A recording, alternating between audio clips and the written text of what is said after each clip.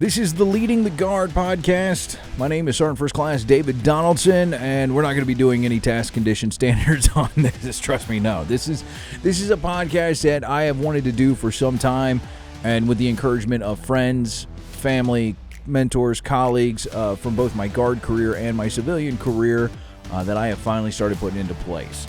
Leading the Guard, the idea behind this podcast is I'm here to help you, give you leadership philosophies, not just from me, but from other great leaders that I have met out in the world. We want to share what we know, how our careers were shaped, and what we learned from our mistakes, so that way you don't have to make those mistakes and you can become a better leader. Because we have these podcasts out there from great leaders, but they're all from like, I was so calm, I was special forces this, all of that. That's great, and they are very influential, but here's the thing. That's less than 1% of the less than 1%. That's probably already less than 1% of all of the 1% that we hear about when people tell you about, joining the armed services. It's less than 1% of the U.S. population will do that. You're right. So I want to talk more to the average soldier, to the average leader that's coming up. And what we're going to be doing throughout this podcast is I'm going to be bringing in former leaders of mine, current leaders of mine. I'm going to be bringing guys in. You want to go to OCS school? You want to be an officer? I'm going to bring in guys that are going to tell you, hey, this is what you need to know. This is how you can prepare. Maybe you want to change MOSs in the Guard. Well, I'm going to bring in guys to help you talk about that. I'm also going to be talking about leadership philosophy. We always hear about leadership styles. There's different leadership styles. And I think style is a fine way to put it if you want. But when I think of a style, I think about something that's in fashion. So I've actually gotten away from calling it that and calling it more leadership philosophy, because what I may believe in isn't always wrong or somebody else. Case in point, I was down with the unit in Indiana, and my counterpart in artillery. In artillery, you have two E7s for your platoon. You have your smoke and your gunny. And my smoke and I were completely opposite on leadership philosophies, all right? He was a more hands-on, nurturing kind of guy. And I was the guy that was actually like, hey, no, we've got to get things done. We've got to accomplish the mission.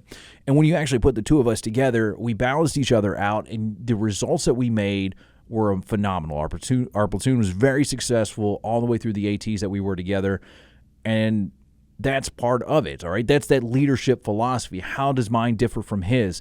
And what can you learn from both aspects? Because I'm not always right. I will be the first one to tell you when I'm wrong, but I will also be the first one that stands up for myself when I believe I'm right on something, and that's what this podcast is about. To give you different perspectives, to give you different styles, so that way, when you're coming up as a budding E5, you're E4 just promoted to E5, so specialist to sergeant, you're already starting the battle off with something in your pack, because we're hearing it now, especially with with people who have gotten out of the Guard recently. There's a giant push to get people into new leadership roles, and something I've heard from a lot of my soldiers coming up was, I just don't think I'm ready. Well, you're never going to be ready, but I'm going to give you tools to help you make the path that much easier. So that's what the Leading the Guard podcast is going to be about. All right, I'm going to tell you about things that I think that you can do to help you get closer with your force, something that you can do to help make you better prepare for certain missions.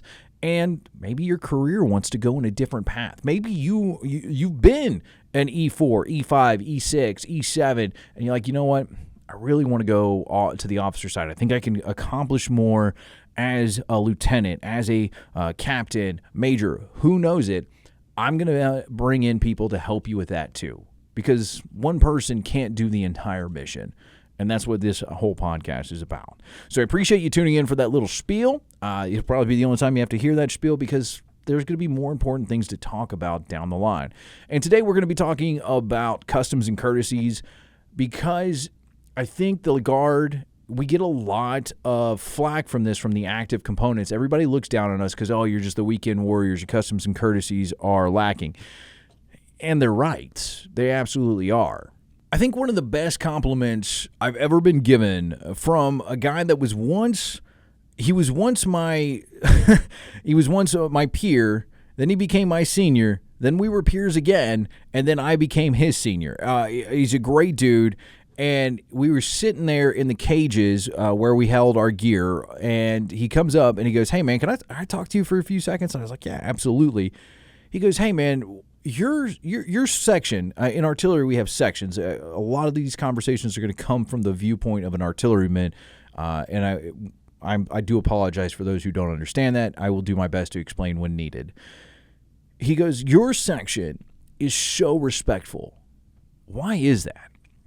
And it actually goes back before even I was an E5. It actually goes back to when I was a specialist and going to BLC. There's a guy called Sergeant Yulee down at the Florida RTI there in Camp Blanding. And when we went through BLC, he called everybody sergeant. That was the idea behind the course. The man had so much respect for us. He's like, "You're going to be sergeants one day." And he's like, "And no matter what I do, whenever I see the rank, I'm going to call you sergeant or corporal or, first sergeant or sergeant major." Because those are the actually only 4 titles that an NCO are given: corporal, sergeant, first sergeant, sergeant major. We call master sergeant as a courtesy because you're not an E8 just by circumstance. You kind of have to work a little bit to get there. We know some people that lucked into it, but for the most part, you have to actually work to get there. And in BLC, he still called us everybody by sergeant. And that stuck with me since I left. Even as an E7, I like nothing in AR 600-25, which covers salutes, honors, visits of courtesy, does it say that, I have to address a subordinate by anything. I want to go ahead and throw this out as a correction. AR 600-25 does not state that you have to call a sergeant by sergeant, but AR 600-20 Army Command Policy actually does. You actually do need to refer to them. Formally, it says from Sergeant E5 through Master Sergeant E8 as Sergeant. The only other titles are First Sergeant, Sergeant Major, and, of course, Corporal. So just want to go ahead and throw that. First one of many you're going to come to find I was wrong moments. But whenever I was around anybody in my section, when I was talking to my guys, when I talked to my sergeants, I was like, "Hey, Sergeant Wallen. Hey, Sergeant Lane. Hey, Sergeant Bertalin." Not to throw their names or anything out there, but I referred to them by those names. And then my E4s, they see an E6, because a chief of section is an E6. They saw me doing it, talking to these E5s like they're a peer. And it shows them that respect. And so they would do it. Now, sometimes they would get away with it. They would not do it. And I'd come in and I'd be like, "Hey, that's Sergeant Lane. That's Sergeant Bertalin. That is Sergeant Wallen." And they'd started getting into them. And so when they went over to other sections and they were talking to people, they would be talking to these other E5s with the most amount of respect. And it felt really good when I had somebody, like I said, he was my peer, then my senior, then my peer, then I was his senior, come up and tell me that, "Hey, what you're doing with your guys is working, and I really love it." And so that's the simple thing. This is one of the easiest ways. You want to keep that discipline and respect in your formation. It starts at the highest level of leadership, looking down and calling NCOs by their titles and ranks. All right? Give them that courtesy, because if they see you doing it, they're going to do it because they know. That one will be probably harder to break a habit of because we are very relaxed in the Guard. But the crazy thing is the Guard has this unique ability of going from, very lackadaisical to, holy crap, watch these guys get the mission done. I mean, look at any natural disaster that we respond to. You'd be surprised. Everybody laughs at the weekend warriors until they want that MRE and bag of ice, and they're like, "Oh, yeah, hey, these guys aren't so bad." But something simple that you can do right now, when you show up to your formation, if you're listening to this for the first time and you're on your way to drill, somebody told you about it, on your way to when you go in there today, just start thinking about, hey, if I'm talking to an E5, a sergeant, I'm going to call him sergeant. All right. If I'm talking to first sergeant, I'm going to say, "Hey, first sergeant." You can call him top. I know that's a fun one for people. I really don't care. I think first sergeant always works the best for me. Or maybe it's like in the artillery. We have our roles as E7s. You have either your smoke, who's your platoon sergeant, or your gunnery sergeant, whose job is to deal with the guns. You call them by those titles. When I got to Indiana, when I transferred from Florida to Indiana, I came across that lack of proper courtesies from the unit.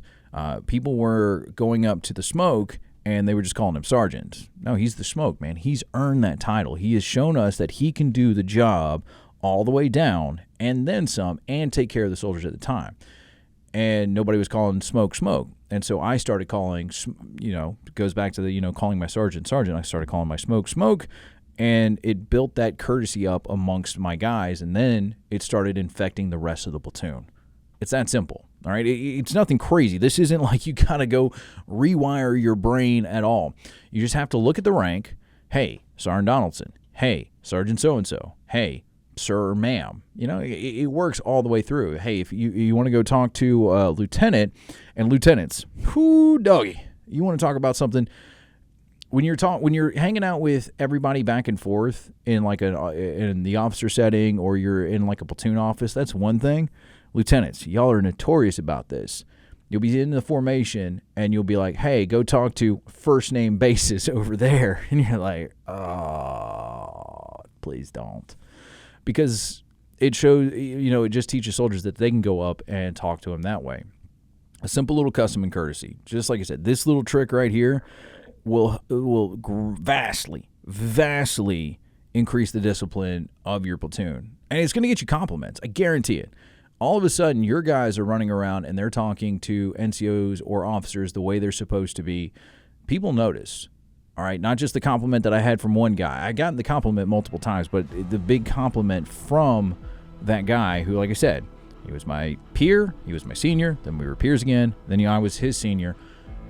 That's why that one meant so much more to me than other people coming up going, hey, man, your section, why are they so polite? Why are they always on time? Well, it's a simple thing of, hey, I refer to my guys as their titles as they should.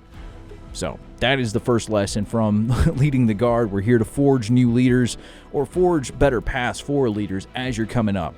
I'm Sergeant First Class David Donaldson, and if you have any questions, you can actually reach out to me at david.donaldsoniv@gmail.com. That's david.donaldsoniv@gmail.com. If you have an idea for a topic you want to talk about, you want to get my thoughts on it, or maybe you want to be a part of this and help forge new paths for leaders, I want to hear from you.